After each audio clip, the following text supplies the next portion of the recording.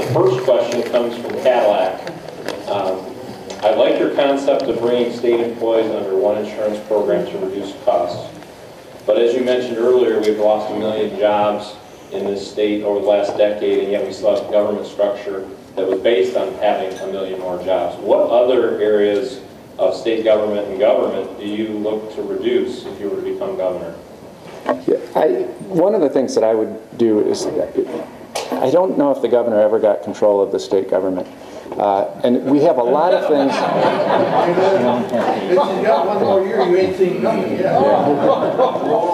But one of the areas that I will put my most focus on is who is going to be the director of these departments. And you need a combination. You need some private sector folks that have gone through massive transformation of their companies, as well as people that know where the skeletons are buried in state government. So to me, that is going to be my most intensive thing if I were to run and be elected governor, is to make certain that we have directors that are knowledgeable about the departments that they are, have private sector experience that allows them to do transformation, and then go through each of the little cubbyholes of the department, because if it's not adding jobs or providing an essential service, then let's just get out of the business of doing that. And to me, that will be a department by department function. What about in the municipal government area? That was several questions were related to all the multiple jurisdictions we have, or taxing jurisdictions we have across the state. Right. That's another hidden benefit of this IT strategy, is that once you've got the one IT network, then you can start standardizing the processes of government. So when you apply for a permit, whether it be in Escanaba or Niles or Redford, Michigan, when you have this IT network, we can start to standardize all the processes through government, whether it be HR or purchasing or permitting.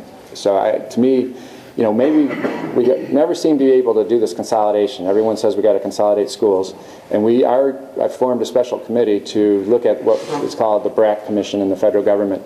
They could never close military bases because there was a job loss for each state, so senators could never agree which bases should get closed. So what they did is created this commission and said, you guys look and see which ones do we need for national defense and which ones can we close. And it took a supermajority vote of Congress to undo what this commission was given the power to do. So I want to look at that approach for our school district consolidation, but not in just a one big sweeping way. You know, the issues that relate to, let's say, Grand Rapids or Detroit are much different than the issues that you would confront in the UP or Northern Michigan. So I think that this commission, if created, should actually have probably 3 or 4 different commissions focused on the different regions of the state, so that the special needs of the UP are addressed, as opposed to, you know, different issues that surface in the Southeast Michigan area. Great. I have 2 related questions. If you were to run for governor and take the office, what would be your #1 priority? And then the related question to that is, what would your first 90 days look like as governor? Yeah. Well, clearly it's getting control of this government. This regulatory burden we have, you know, it was all avoidable. I mean, it shouldn't take 3 years to issue a permit for a coal plant. It shouldn't take 5 years to get Kennecott Mine.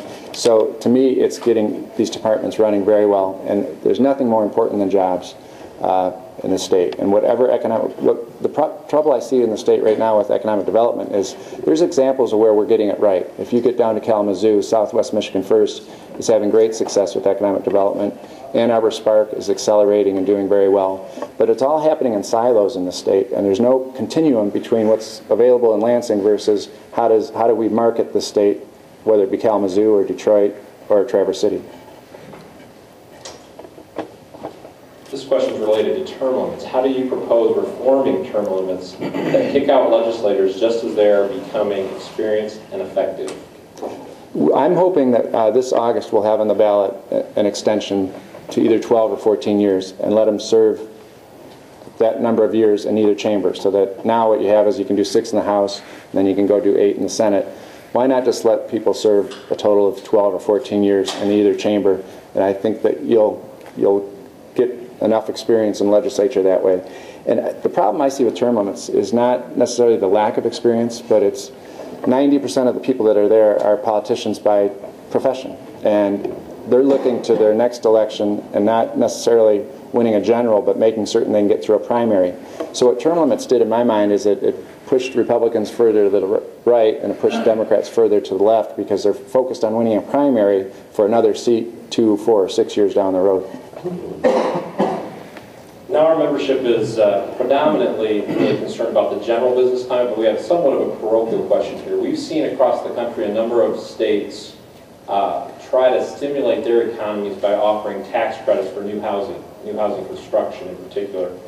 In fact, most economists will tell you that in the past recessions, about a third of the recovery coming out of recessions is due to the housing-related jobs activity. How do you feel about offering a tax credit in Michigan for new home construction?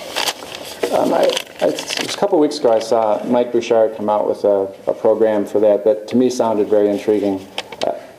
I'm all about stimulating growth, and I would look to your industry to help us focus on that. One of the issues that are coming, has been brought to my attention, is these foreclosed homes. They're being bought very cheaply, even by cities. And someone had a precise example of a young couple just spent $150,000 to move into a house. The house across the street was foreclosed. It was bought for $40,000. The city invested $20,000 and sold it for $60,000. And completely demolished the value of the house across the street. I'm open to saying maybe we should start knocking some of them down to get the supply and demand mix in order. And what I'd need to know from you as well is if we do have this declining population and if there is a surplus inventory, will it work? Will the incentives work? Fair enough.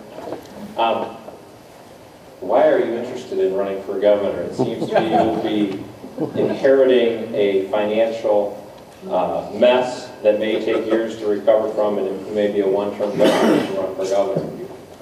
Well, being a one-term governor would be okay with me.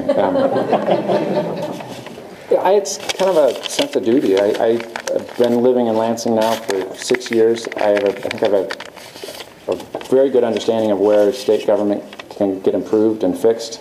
I think I've got the right vision. I think the Dow example and the Ford example is really what needs to get injected into Lansing. And there's no question that bad things have to happen and you're going to upset a lot of people. But that's a luxury I have, because when I was 20-something, I wanted to be governor probably because it was cool, it'd be fun. My eyes are wide open, and I've had a lot of conversations with the governor about it. And it's not an easy decision because it's not going to be a fun job. It's going to be a difficult job, but someone's got to step up and do it. I have 4 kids in the state. They're all in high school, and I want them to stay here, and I want them to have a future. So I think if I go, I'll have the right vision for the state to move it forward.